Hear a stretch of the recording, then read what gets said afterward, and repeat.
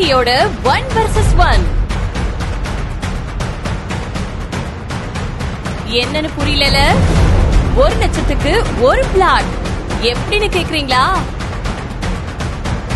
பிளாட்டோட அமௌண்ட்ல 10% கொடுத்தா மட்டும் போதும். மீதி 90% அமௌண்ட நாங்க ரெடி பண்ணி தரோம். இதான் தணிக்கையோட 1 vs 1 ஆஃபர். இந்த அதிரடியான ஆஃபரை யூஸ் பண்ணி உங்களுக்கு ஒரு 600 சதுரடியை புக் பண்ணுங்க.